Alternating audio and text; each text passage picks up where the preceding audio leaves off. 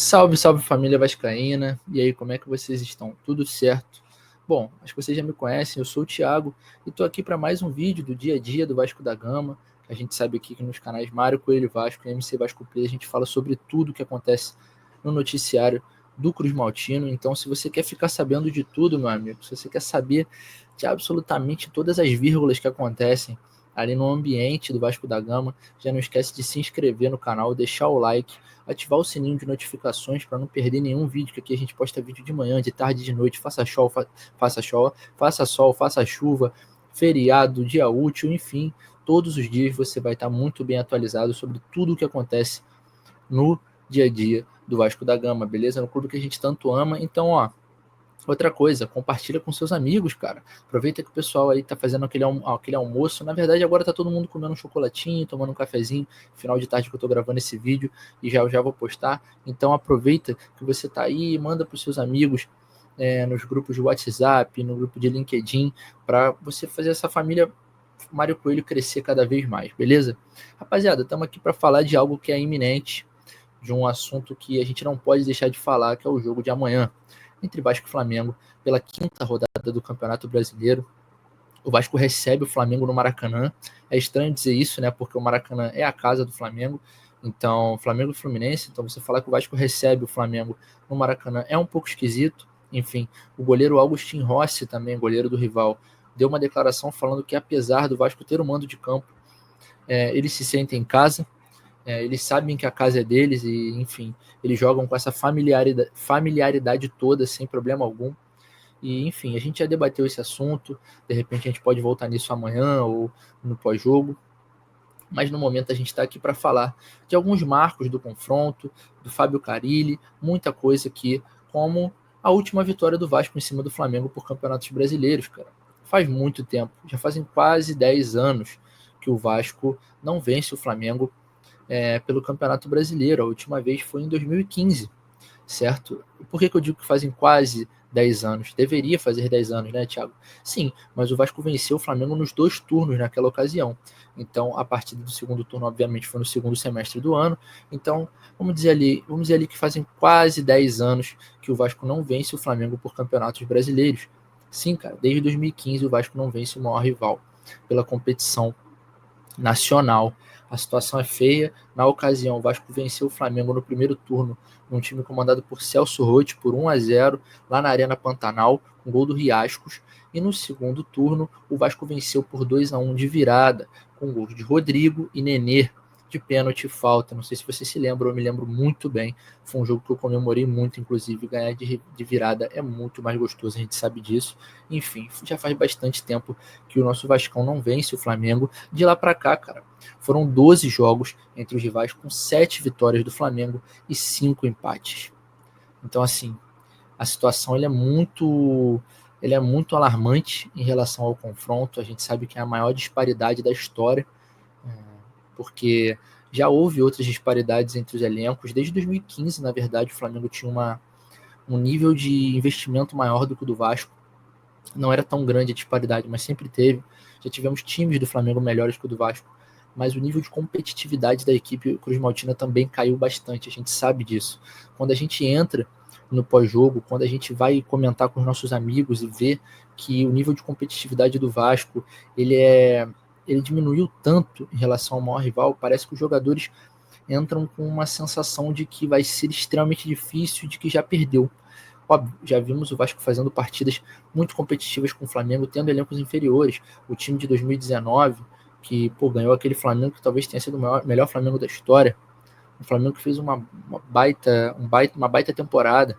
Com o Vasco tinha um elenco limitadíssimo, mas competia muito, que ficou famosa a preleção do Luxemburgo naquela época.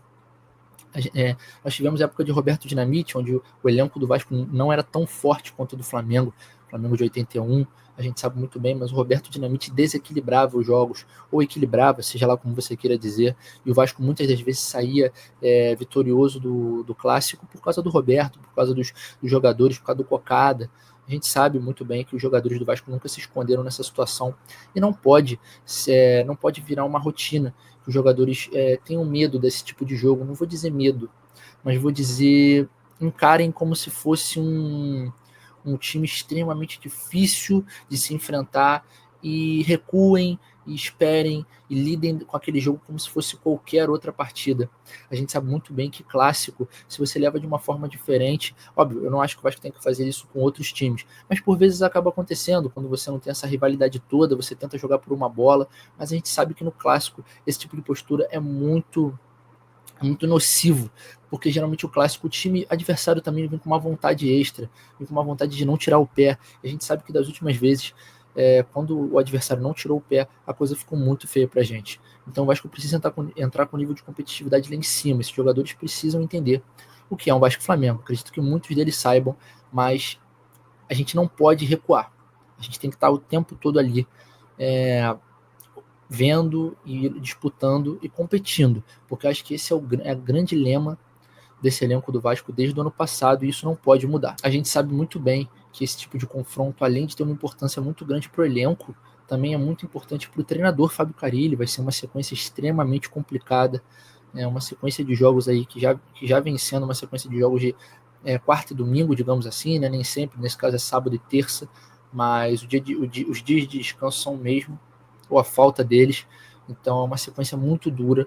O Fábio Carille está tendo que acertar o time de uma maneira que não possa levá-lo tanto a campo para consertar nos treinamentos. Então está tendo que ser uma coisa muito mais ali, ajustes vistos, falados, conversados, do que propriamente praticados em si. O Vasco pega o Flamengo agora, o que pode ser talvez um jogo derradeiro ali para a permanência no cargo do treinador Fábio Carille.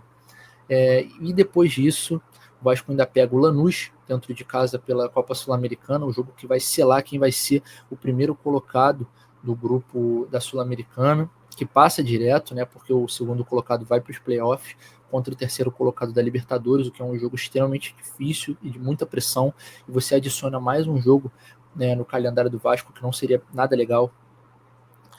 O Vasco vai pegar depois o Cruzeiro fora de casa, lá no Parque Sabiá. Não será no Mineirão esse jogo, será no Parque Sabiá. Um Cruzeiro que vem tendo uma mudança de postura drástica.